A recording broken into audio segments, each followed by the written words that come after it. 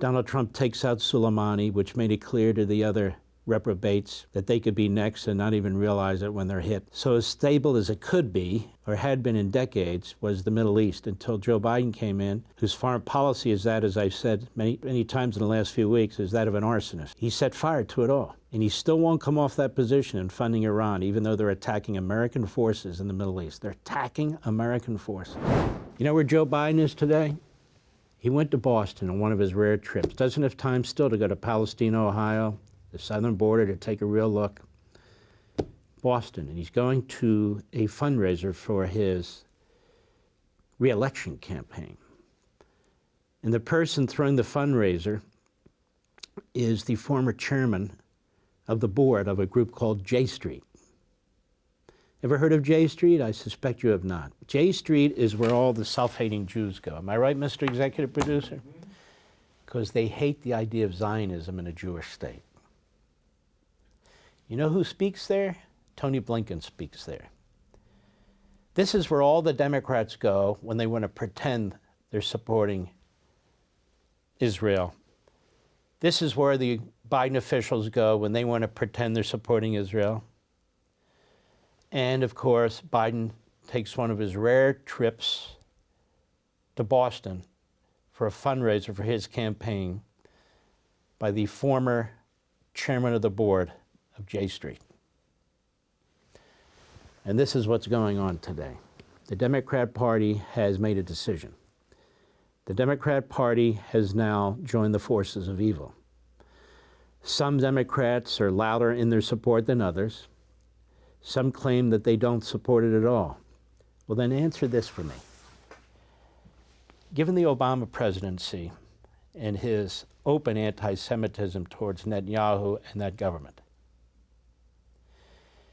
given the Biden presidency and how it blew up the Middle East and how it continues to support waivers that enables Iran to participate in trade and commerce and now to build missiles, it's waiver to allow Iran to get billions and billions of dollars in oil exports, mostly to China. Iran, which is funding most of the terrorism. Iran, which provides 90% of the budget to Hamas, is funding Hezbollah, the Houthis, and anything else, trying to create a caliphate. And then you pressure Israel on a ceasefire. That is, Israel's supposed to stand down while the enemy gets stronger and stronger and stronger off our dollars. UNRWA is effectively a terrorist operation within the UN that funds Hamas because the UN will not call Hamas a terrorist organization. So it's able to get these monies. So this group was set up specifically for the Gaza Strip.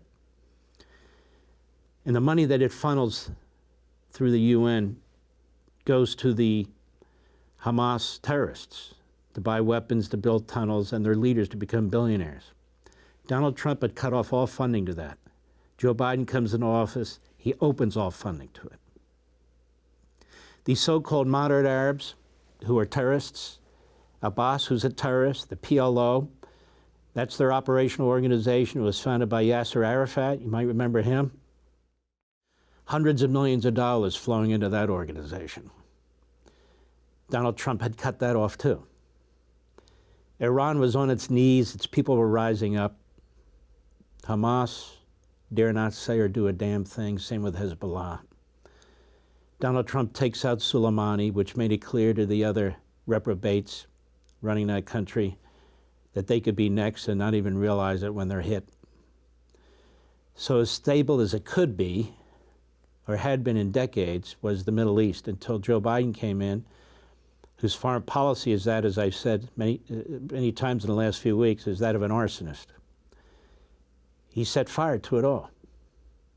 And he still won't come off that position in funding Iran, even though they're attacking American forces in the Middle East. They're attacking American forces. And we have no effective response. Hit a few warehouses, maybe knock off 5 people here and there. That's not the way you do it. Trump took out Soleimani. When one of our naval ships was attacked by that regime when Ronald Reagan was president, you know what he did? He blew out half their Navy. He sent our forces in and said, that's enough. Knocked out half their Navy. During the Reagan presidency after that, they never heard from Iran again. It's like Libya when they blew up that pub in Germany and killed a bunch of Americans. Reagan went after Gaddafi. Our friend the French, they wouldn't allow us to use their airspace. But Thatcher and Reagan were like this, both as personal friends and as from political perspective. So our bombers took off from England. They had to be refueled in air, and they hit Gaddafi's palace, just missing him. Never heard from Gaddafi again. That's how you treat terrorists. That's how you treat terrorist regimes. We've had presidents who've known how to do it. Reagan, Trump.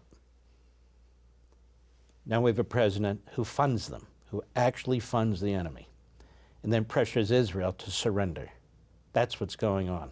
For more, sign up for Levin TV.